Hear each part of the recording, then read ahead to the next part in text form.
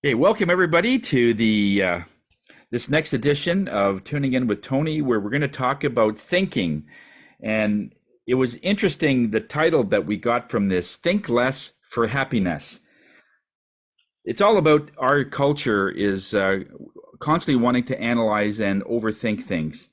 Today's color, of course, is beige or something neutral in your wardrobe. It could be white, whatever you would figure is neutral. If you have a crystal that's like a clear quartz, anything like that that is just sort of even considered amethyst is kind of a neutral crystal if that's what you have as well, because it does a little bit of everything. Okay, it doesn't have a specific partial to it. But it's all about, the theme is all about being impartial to something where you're not taking sides in anything. You're not looking at what the mind is thinking. You're not looking at what other people are benefiting from.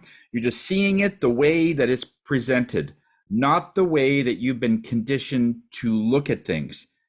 And some people will say, well, what is the difference? Because the way we see things is the way that we're conditioned to see it.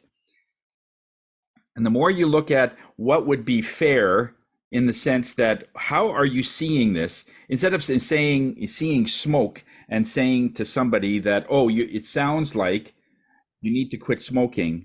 This was an example in one of the psychic fairs that I went to many years ago. And somebody came to our booth and he says that the booth next door just told me to quit smoking, but I don't smoke. And so I was seeing also smoke, but it was more something had to get burned off. So when somebody is seeing smoke, right away they're going into interpretation. They're going into their meaning, what it means to them. And yeah, if you do that, then most often you could be setting yourself up for an incorrect reading in the sense because you're interpreting. What do you see? Well, I see smoke. Well, you can't dispute that because we were both seeing smoke. And I just stopped right there. I says, if I'm seeing smoke, what does that mean to you? Put it back to the other person. Okay. So that's what we're kind of looking at, seeing your world through an impartiality. You know, the term overthinking comes from the part where we go so far in our research and our thinking that it actually passes the jurisdiction of what the mind can understand, because there's so many things that are happening all at the same time that the mind is just looking at, but there's many things happening behind the scenes. What happens is when you don't have enough information on things, you get sort of a loop of no answers, or what we call a circle of no answers. And when you start going through that, when you start researching something and going through something and looking at it in the sense that what does it mean for me? And you don't really have an answer. There's nothing there because you're just feeding the same thing and it's going through loops. Well, first of all, the mind is afraid of creating an incorrect answer. So it has to overthink and overdo, over research, and do whatever it can to ensure a correct response or a correct direction in which you need to go, because now it is taking responsibility for whatever direction you want to go to. Now, it's not bad if let's say you decide to eat pizza for supper and it should have been hamburger. Not a big cost. But if you're making a decision on a 5-year program and what university you're going to, it becomes a bigger deal because that's a 5-year commitment. And if you're, halfway through that, realizing, I don't want to be an engineer, I don't want to be a draftsperson. Well, that's all fine and dandy, but that just means you have to halt everything and basically find out what it is that you do want and go in that direction. Or maybe you chose the wrong university. Maybe there's a certain programs that they didn't have, you thought they did. And you thought part of the research was going to cover that. And soon after you got in, they canceled it for whatever reason. In other words, you're not looking for outside information. You're not looking for what's happening on the outside. It's just like going through your computer trying to find the capital city of North Dakota. And it's not in there. But you have to hook up to the internet, something outside of the computer that can draw in that information. There's so many things happening basically outside of it. And so most of our experiences that we face in our lives comes from vibration. Now, we've heard this in many, many examples. It comes from a vibration, or where we are vibrationally and what we attract. What does that really mean? Is that we're energy beings and we emit a vibration. And the mind can only look at what it sees in front of itself and what it's been taught up until the age that you ask it that question, right? I mean, that's what the mind is always searching for. If you're 10, you only have about 8 years experience in whatever happened in those 8 years. If you're 50, you've got about 45 years of experience. So it'll be deeper. But there's something much older inside of you that's thousands of years old. And that is what Spirit is saying. Well, would it not make sense to at least have what they would have to say, or what that energy would have to say in your decision? Because it's been through more, all right? But your mind doesn't see it that way. Your mind just looks at it. It doesn't see the past life lessons. It doesn't see the celestial needs. It doesn't see the deeper resistance in things. It just tries to decide on limited data. That's really what it's all about. So that's why overthinking, and you're trying to look and figure things out. And people say, I'm trying to figure things out.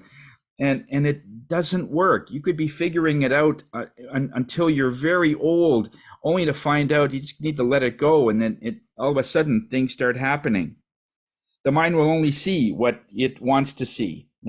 This is why the more we analyze, think, and whatever it is, the more difficult it is to make a decision. Have you noticed that? If you have to make a decision on something and it's really important, like maybe what car you want to select, or where you want to live, or what profession you want to go into, and you're told to do a lot of research, and the more research you do, the more you analyze, and there's other things that come into play, and there's so many variables. It's like trying to repair an airplane while it's flying. It's just not that easy. It was interesting that a study was done many years ago. I read this about 15 years ago, where they got 2 groups of people together just before they were buying a car. And so the first group was told, prior to them deciding on the car, they were told to research this car, whatever you're going to get, to its extent. Like, go to make sure you look at all the safety aspects of it, all of the features it has, and drivability, everything, performance, gas mileage, the works. Just do a lot of research, as much as you can, to make sure that this car will be your car, your particular purpose car. Then they had a second group where they just told them, don't do any research, just go by what the car feels. Sit in the car, see what it feels like, and then make a decision based on that. And don't do any research whatsoever. They wanted to see because what is satisfaction in anything we buy? It isn't when you buy it, because you're so happy that you got something. That's not the satisfaction. It might be the after sale and things like that, but about the product, it's usually after you experience what the product is doing, and is it satisfying what you expected from the beginning? It's usually much after. So what they did was, once the people bought their cars, one with the research and one with the feeling, they went back to those owners 10 years later to ask them what they thought of their decision of buying the car. And the first group, they did a lot of research. 2/3 of those people were not happy with the car. 2/3. There was always something, whether it was the performance, the steering, the brakes, there was always something. It wasn't always the same, but it was just, they weren't happy with it for whatever reason. The second group, 80% of the people that chose the car based on feeling were happy with it, with no work, no research, nothing, just by the way they felt in that car. And they were told that, okay, did you get cars that you sat in and it didn't feel right? Yeah, we did actually. I remember that. There was a couple of cars it was more luxurious, but it just didn't feel right. It just something about it. And then we sat in one car. Oh, this is it. This is it. Oh, we love this car. We'll take it. 80% of those owners were satisfied with the car. All right? So what does that show us? It shows us by overthinking isn't the end of everything, because in the after sale of whatever it is you're going to buy, you got to sit in this car every day. You're going to be going to work with it, going shopping. You're going to be picking up your kids if you're in soccer. You're going to be using that vehicle all the time. And so what's going to happen? Well, the research won't help you, because you're going to be in that car so often, you're going to start feeling what that car is all about. And that's when you're going to start realizing this might not have been the one that I really wanted to buy. So in that study, it was interesting because it isn't about the cars or the clothes that you have on, the house that you have. The whole point of all this in the thinking is, how joyful are you feeling within yourself? Like, how do you feel inside of yourself? And when you ask that question to some people, it's kind of a scary answer.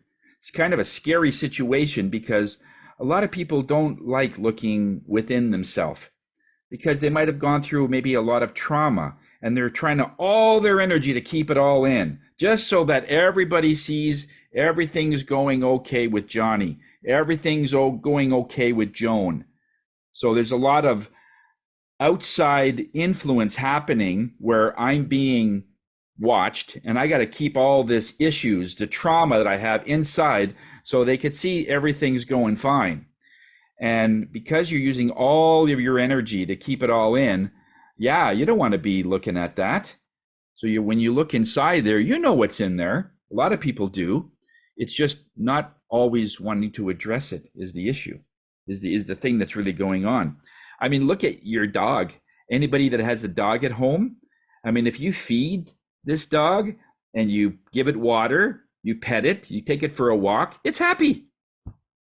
It's totally peaceful. It just sits there, and it's just so happy. It's also happy when you come home and everything else, but it's peaceful. It doesn't think, gee, what if tomorrow I don't get fed? What if tomorrow I just get left on the side of the road, like some people do? I've seen videos on that where people take it to a woods and out at the car, and they just drive off. You know, like, dogs don't think that way. They think in the moment, and all animals do. It's not just dogs. All animals think in the moment. Where I am right now, I'm peaceful. I'm happy. I'm water, I'm fed, I'm happy. And how come humans don't do those things? Because they're thinking all the time. They're thinking, what if? Not only that, there are some people that even if something great happens to them, like they get a raise, or something is given to them, or all of a sudden they get a stream of good luck, if you really notice their vocabulary, somewhere in there, they're going to say, oh, the other shoe is going to drop, and I can't believe what I'll have to pay to get all this. I'll have to pay it all back or something, right? And so they want to always figure something out, but there never really is anything to figure out. I saw this one quote from Nikola Tesla in his day in the 1930s, early 40s. And in that, he says, the mind is sharper and keener in seclusion and uninterrupted solitude. No big laboratory is needed to which you need to think. Originality thrives in seclusion, free of outside influences beating upon us to cripple the creative mind. Be alone. That is the secret to invention. Be alone. That's where ideas are born. And so when we look at that, what is it that makes us so serious about business, serious about our lives? Well, we got to get right down to business, and we got to get serious in life. And that is a form of thinking, because we have to think that, okay, we can't have fun while we're working. We got to get serious because life is serious. And there's several yogis that have the belief and have the wisdom. They've been doing it for many, many decades, that they think that being serious is a form of psychological disease. They look at it as a psychological disease, something that is inside, or no, something that's been planted, more like it, inside our minds, that if we have fun in something, that's no good. We got to get serious. We got to get down to business, so to speak. And so when we look at what overthinkers look at, they have certain traits. Overthinkers have usually heavy burdens laid upon them. They could be maybe the only person making an income in that family. So they got to be serious about doing it because there's family involved. They usually have a limited life purpose goal. In other words, their only goal is just to make the money that they need to make, do whatever they need to do, close the deals, make their existence, and it's all about how much that they could produce, how much they could bring in to be able to get that goal. Overthinkers want to have, usually there's no fun in working. They want to be able to make sure that all of it is at a point where if something does happen that's good, they want to get the credit for it. Because you've put in a lot of your own time, you should get credit.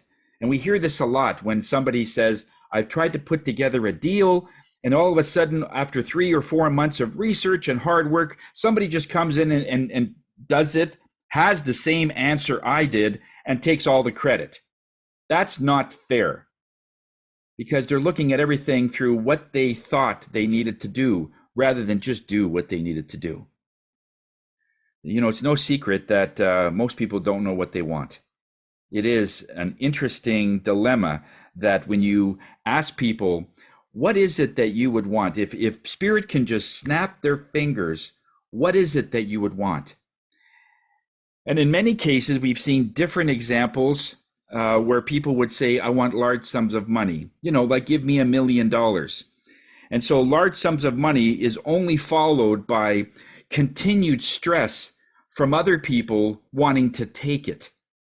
Have you ever heard that? I mean, somebody is all of a sudden a millionaire, and next thing you know, they're being inundated with phone calls and charities and family, and it's like, you know, they're getting all the, and I know a guy, 40 years ago, I was working with one person that was an employee of a convenience store out of town. And this person won $1 million. That was 40 years ago. 40 years ago, you could buy a house cash for $50,000. High end, 3-bedroom house in town, might have been worth a little bit more, 60, 70,000 maybe, but pretty much anywhere with have some acreage, about 50,000. So $1 million, that could buy 20 homes. $1 million today, you're lucky to buy one. Just to give you perspective of large sums of money, okay? So then he won $1 million. He decided that he's going to get out of being an employee of a grocery store or of a little convenience store to owning one. So he bought one in a little town. He has a convenience store. And for a while, he says, and I saw him a couple of years after he won the money. And I said to him, I says, well, how has it been? He says, well, at first, you know, it was so much joy. There was families, there was parties and celebration. Everybody called to say congratulations, because in many of the lotteries, they publicize your name. And this man was very well known. Everybody knew him. So when they saw the name, hey, I know this guy. And everybody said, congratulations, good for you. And it was only followed by all the people that needed money for their mortgage.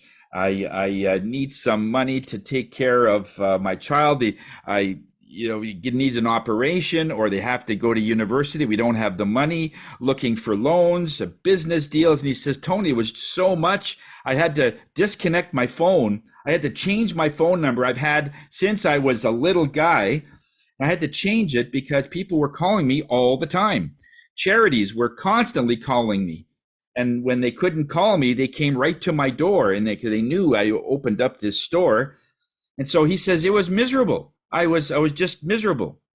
So when we look at what those large sums of money does, it doesn't always end in peacefulness. Another one is high paying jobs. Just give me a good paying job and I'll do fine. And it's only followed by, complaining about the long hours, complaining about everybody wants things from me. In other words, there's always something that they want. So a high-paying job usually has managerial responsibilities, and you're responsible for other people, meaning you have a boss. Another one is fame. Now, one of the most up-to-date fame examples that we could use is influencers. These are people that have 10 million plus on YouTube. Whenever they do, like Taylor Swift, I think it's Taylor Swift. So she has like tens of millions of people following her. Anything she does, if she goes to buy a chocolate bar, everybody knows, okay? So when you have that kind of influence, it's only followed by anger, because there are people that are looking at every move. Oh, you did that because, and they're looking at it has a political signal and perhaps didn't. They're always looking at, why did you wear such a dress like that in an indigenous place? Don't you know? In other words, they were constantly being criticized for their actions in public, right? And so they're complaining about that. So in other words, when we have an answer ahead, it doesn't exactly mean that same answer will be in the end. Or sorry, in the beginning, if you have an answer that you want to solve something, the answer might not be the same at the end. And that's what Spirit is saying. The most ideal situation is when the answer in the beginning presents itself, not thought of. The answer presents itself in the beginning, and it is the same answer in the end. The best example I can give for this is if you find a soulmate. You just go, I figured, okay, I'm just going to go pick up some coffee. You go to a coffee shop, you stand in line, you strike a conversation with the person in front of you, and they're wonderful. And you finally say, oh yeah, and they have very similar likes and needs, and they have time, you have time, you might sit down maybe just to chat. And it's the most rewarding thing you've ever, and you didn't set anything up. You didn't have to figure anything else. There was nothing done. It was just presented to you, only to find out that this person is your soulmate. Just like we think alike. She could talk about something and I would finish her sentences, and vice versa. So you find out that you didn't have to do anything for this, and that lasts forever. So in other words, a solution presents itself, and it is the same solution at the end. So there's always this point where when we are in the process of figuring something out to find the answer, we're doing it backwards. What you need to do is find what you want first. Spend all your intelligence, your time, your effort, your experience, everything to find out really what Johnny wants. What does Johnny want? Forget what the answer is. The answer will present itself. What does he want? What do you want? Make that crystal clear. And it can't just be, and it takes some, if you are going to be able to say whatever you think you want in less than a minute, that's not it. Usually it takes a lot more thought, that you could start thinking about what it is that you want, because that has to be crystal clear for Spirit to present that to you. And then you just walk away. And as we said in other classes, you figure out what you want, you tell the universe what it is, and you walk away and forget about it. Go away, continue your life, and it will just present itself effortlessly.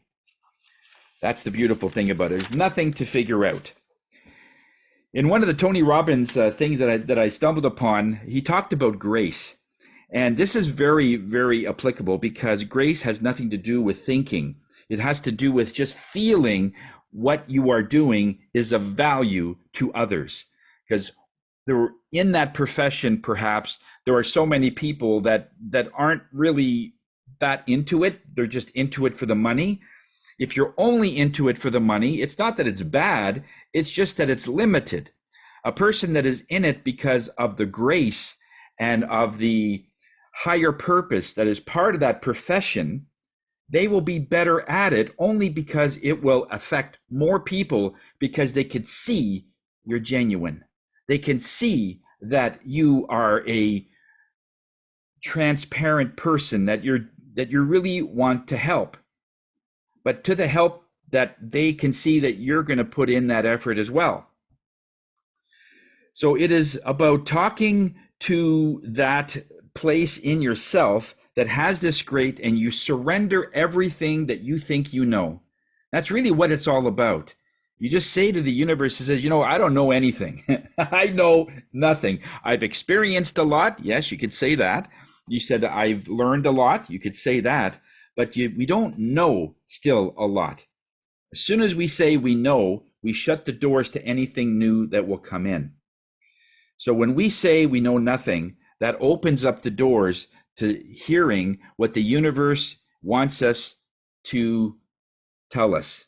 They will always want to communicate with us in some way. Because the people that have the darkest energies inside of them, they have the darkest life, or they have very no sense of what's right. They just whatever the means are, it justifies, everything justifies as long as you can get what you get. And no, that's not the case. There are some things I could get as a shortcut, but it means I would have to deceive, and would have to take a lot of things. I would have to step over people, and that's my boundary. I don't do that. If I can't do it the way that it's just done and it's presented to me, then I'll wait. And I'll just simply wait, because I'm okay waiting. That's another thing. You get a person that overthinks. They don't like to wait for anything. Have you noticed that? If you take a very educated person, very wealthy person, and just get them to wait. Yeah, get them to wait. You know what they're going to do? In 1 minute, they'll look at their watch 5 times. They'll look at, time is money, is what they say. Because everything has been brought down and boiled down to the minutes and the moments equals money, our money. And that is probably the lowest point of it, because it isn't about that. It is about, are you willing to wait? What is the real value? And it's not until they become older, in their mostly 80s and 90s, when they're sitting back alone, none of the kids know them. The kids can hardly wait until this person passes on so they can inherit everything you've built your whole life, where time is money, and now money will be their time. It's just how that equates to everything. And then the person realized that, gee, I haven't done really much of anything. If you look at what some people value, like they might have a whole list of values. I value relationships. I value my health. I value my kids. All those things that you value. You can make a list of maybe 10 things that you highly, highly respect and value. Then you turn around and you say, well, let's make a list of what I do in a month. And you list those things. And then when you list those things, you can even try this on your own, because it takes about a half an hour to do that. We don't have time to do it. But just the process itself, list all your values that you hold very dear, and list everything you do in a month. And when you do that, then compare the two. What most people will do, the people that are time and money, 90% of what they have on the list will be based on their career, will be based on what they have, and their health, their family, almost nothing. Less than 1%, usually. Now, there are people that, yes, they are focused on their health, but they just do it while they're doing. In other words, they could be doing sit-ups while they're listening to the internet, listening to a meeting. They're not actually present in doing some of those things. They're not focused on their family as much. When you look at, if these are your values and you're not doing it, then, and it's really kind of lopsided. And, it's all about balance. In feng shui, everything is about balance. You've got your wealth is also in there, but you got fame, you've got your health in there, you've got your kids, family. These are all sections of the home that have to do with balance. And they all have to be like fairly even for this thing to all work. In other words, if you spend more time on your wealth than you do on your relationship, In other words, more money on your money rather than your honey. If the honey leaves, guess what happens to the money? It's gone too. So, in other words, you might eventually lose them both. So it is all about balancing all that together so your kids know you, your associates know you, your family knows you, you know yourself, and it is a very delicate balance, and it's not easy doing all of those things. But just to looking at all the benefits, when we look at benefits, what Spirit wants you to know without any doubt, and I've never said this, but I've heard this today, is that every single experience that you have had in life, everything, no matter whether you thought it was good in the beginning or not, everything was presented to you as a benefit. Most of them are hidden. And we don't look at the hidden benefits until after. In other words, losing a job. Oh, that's no good. Only to find out another job would pay you more. Oh, that's good. And then something else bad happens. Oh, that's not good. And then something happens as a relation of that. Oh, that's good. In other words, we look at good or bad based on the moment. Well, it's not like that. Spirit doesn't do that, because if they did that, life would be boring. If they only gave you things that are good all the time, that were obvious, then there'd be no growth.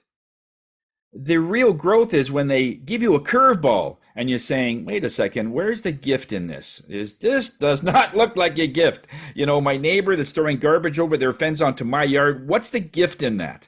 And so in other words, to look at something as a gift, everything is a gift. It's just hidden. And when you can, and they say this very adamantly, when you are adept, when you are very knowledgeable and you are trained to look at every single thing that happens to you as a hidden benefit, that's power.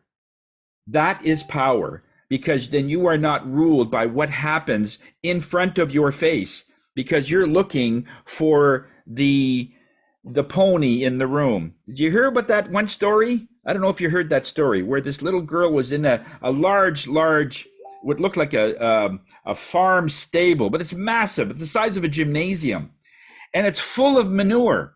And the little girl is going through, and she's laughing at these piles of manure going around it and laughing. And somebody comes in and says, "What are you doing?" He says, "Well, why are you laughing?"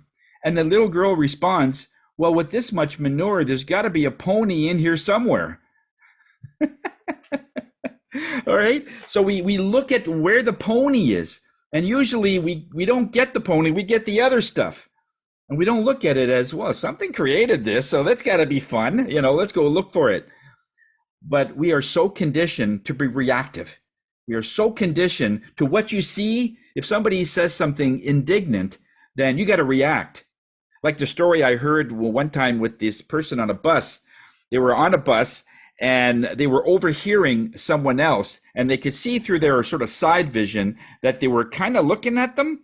And then they said something sort of impolite. And he turns over and he says, "Well, that's not very nice to say." And the person then looks over. "Oh, sorry, I wasn't talking about you. I was talking about this other person." He says, oh, okay. All right. In other words, if you're looking for something not so good, you'll find it, right? You'll find the things that are insulting you, that are irking you, that are just driving you crazy. You'll find those things, because it's just about perception. When we look at all those things that are in that way, but stay in that place, Spirit says, of looking for benefits. Stay there, because that's really where the power is, because the alternative is to suffer. If you're always looking at the negative of something, you won't find any there. You won't find anything there. It's all about looking at what is benefiting you, what is going to be your gift. In that quote, just before we get into the meditation, I read this one quote. It was from Osho. It's a Japanese poet, or an ancient one. And what this person said was, "Much can be done through effort but more can be done through effortlessness. Much can be achieved through will, but more can be achieved through willingness. Whatever you achieve through will always remain a burden to you. It will always be a conflict, an inner tension, and you can lose it at any moment. It has to be maintained continuously, and maintaining it takes energy. Maintaining something that you forced to happen will finally dissipate you. Only which is attained through effortlessness, like something that just happens. It's presented to you. Here it is. Those things are the only thing that will not have burden. Only those that is not a burden can be eternal. Only which that is not in any way unnatural can remain with you forever. I thought that was great, because so many times we try to climb the ladder of corporate ladder to get someplace, and you're in your sheer will, and it does work. Absolutely. I say this so often. When you do it through sheer will rather than manifesting it through just letting it happen, you get to this place, wherever this place is, whether it's being a CEO of a company or being a very successful business that you built from nothing, and you built it from sheer will, and it gets to the point where you could lose it at any moment because it wasn't given to you. You took it. And not that that's wrong, it's just that there's a price to pay for something that you thought you deserved, rather than letting the universe give you what you do deserve. Because when we always ask, what is it that I want, sometimes that's not as accurate as we can make it. So this is about overthinking. This is about thinking less to be happy. So your homework, or the work that we're going to do in this meditation, is that I want you to think. If you have a situation that up to this point you've been stumbling upon something, let's say something with your family has come up, and you're thinking about it, and this is one of the biggest signs that the dog can feel this energy coming. If you can feel that you're already getting into the circle of no answers, like you're thinking about it. Okay, we're going to do this. Oh, but what about this? And that you always get into this circle, I call it, of no answers. You never really get an answer. You just get more stuff to think about, right? As soon as you get there, you got to step back, because now you're overthinking. You're over the jurisdiction of what your mind can comprehend. So if you have something like that with your family, or something in your career, or you're developing music and you're getting a stumbling block of becoming creative, and you're trying to force it through, just realize if you force it through, eventually you will lose it. Whatever it is. So if it's already inside of you, and it is, whatever the answer is, you have the answer, let the answer appear itself. It has to present itself. So if you have to do something with your kids, whether you're deciding what university they're going to, or what job they need to go to, or whatever the circle of answers and the things you haven't yet decided, because you don't really have an answer yet, you're still contemplating, you're still thinking about it, stop all that. It's not going to work. Even if you decide on something, shortly after that, you're going to say, I didn't think of that. Darn it, right? I didn't think of that. But Spirit knows it all. In other words, if something is presented, they've thought of that. They've thought of all these things. And it's perfect. It has such a genius. It just goes together. Oh, wow, I didn't know that happens. And it just presents itself. And it's so perfect. It's like even years later when you try to do different things with it, oh my God, I didn't realize that this logo that I channeled also had this, so I don't have to change it. But if I would have done it through sheer will, because it had to get done and you just force it through, you'd be changing it almost every year, okay? So we want something eternal, something lasting, something that will stand on its own, that's timeless. You try and improve Imagine by John Lennon. I think if anybody tried to improve that song, I think it would be an insult. Nobody would listen to it, first of all, because that was completely channeled by spirit. It was in his head, and he just put it on the keys. He did that song in like less than a half an hour. They perfected it for a few weeks, but the essence of the song came in less than a half an hour. That's not an accident. He wanted something that would be eternal, and they gave it to him. And it's still being listened to. It's still a song I listen to, and everything has to stop for those 3 minutes. And how do you do that? You don't do that. You just present it and you put it down. So if you have a problem like that, I want you to step back, and in this meditation, I want you to just simply say, present me the solution. Give me the answer. I'm open because I know nothing. Okay, that's probably a good thing to say. I know nothing, so I'm open. And that way, the portals are wide open. And just whatever the answer is, I want you to present it to me. I don't want to figure it out. I'm done figuring it out. Okay? Everybody got something? I'll give you maybe a minute or so just to think of something. I'm sure with the lives that we have, no matter what age you are, you're thinking of something and you're trying to figure something out. And you still haven't decided because it's not quite there, because there's always a factor that you haven't thought of that's coming up. So I want you to think about that, not think about the problem itself, but just think of this situation. I want you to present me a solution. And let's see where we are when we're done, okay? Take a deep breath. Breathe in the color of neutral or clear or beige or whatever it is, but you're being neutral. I don't want you to think. I don't want you to step backwards or forwards. Just stay where you are. Just pretend you're a puppy and just enjoy where you are, okay? That's just because we're all fed and watered. It's all good, okay? We'll see you in about 14 minutes, guys, okay? So enjoy.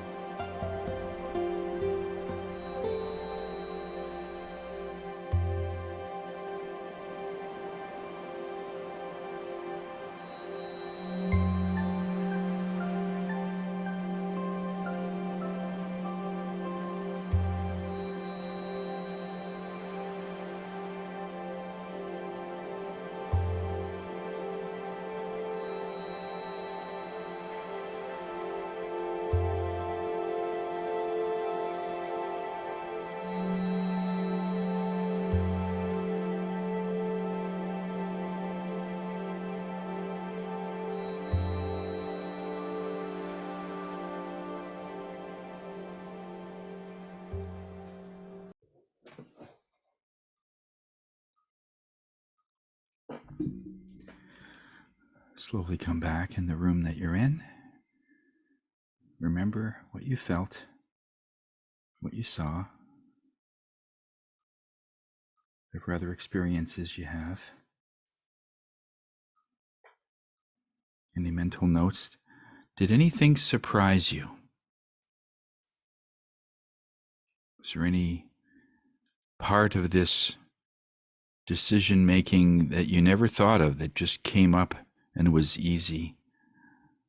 And that's what you are. You are this incredible force, this bomb that's going off all the time. And you're trying to hold that back, and it hurts. You're holding yourself back. You know, you're like a 90 pounds trying to walk a Great Dane. And it's like taller than you. It's a horse compared to your size. But when you do it with effortlessness, and this is easy, and if it wants to run, you're going to run with it. If it wants to stop, you're going to stop. If it wants to stay in the grass for 2 hours and watch the clouds go by, you're right there. It's effortless. And if it's so hard to hold any of that back. That's where the pain is. It's holding yourself back. Okay? I hope this was a valuable class today. Spirit really wanted to hit home about our thinking. It's our mind that is our best friend or our worst enemy. And when we look at it that way, that I want my mind to be a friend.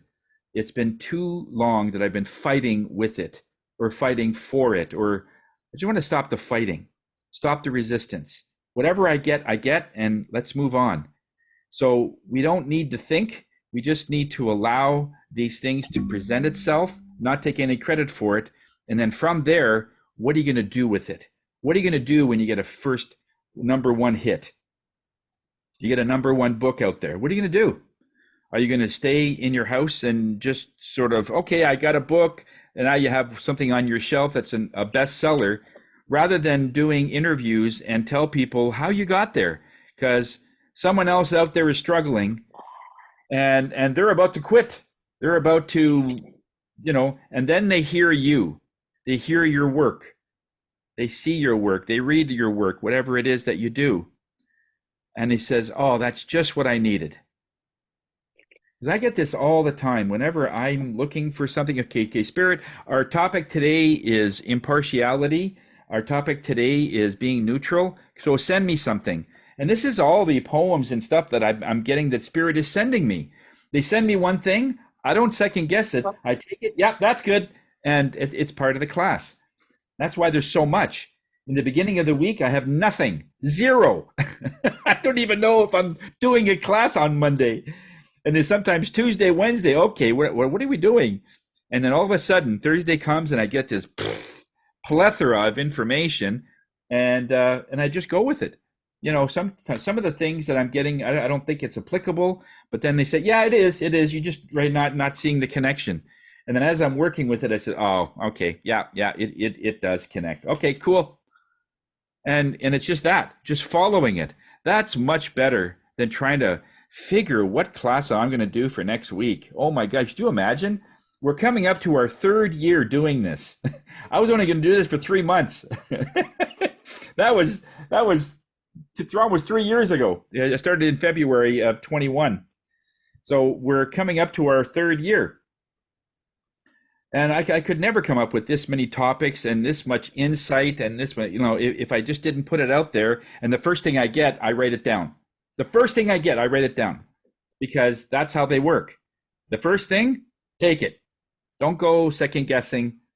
Just take it and just move on. And I'm trying to prove Spirit all the time. Okay, I'll just get the first one. I'll prove you it won't have anything to do with anything.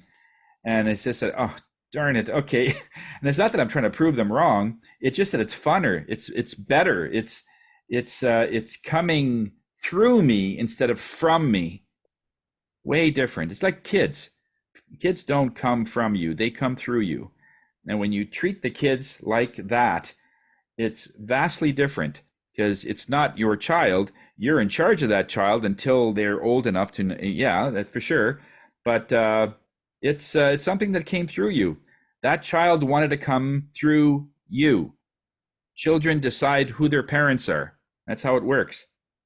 The reason they do that is because they know that whatever they need to learn is going to be in your neck of the woods. It's going to be in your family. And if your family is abusive, that's what they need to figure out, is how do I stay peaceful in an abusive family? So they'll choose on purpose an abusive family. And when that family is abusive, they've done their job. So when a child always keeps saying that, look at what they did to me, you don't know what they did to me, it's like, okay, well, they did their job, but you're still a peaceful person. You should be angry, but you're not. So they did their job and you did yours. You found your peace among all of the crap that you had to go through. You found a peace. You are this beautiful, caring, loving person that you will not hit your kids the way you were hit. Well, I would never do that. That's right. So they did their job and you did yours. Good for you. But that's all planned like that. So when we look at things like that as a higher purpose, then there's less remorse.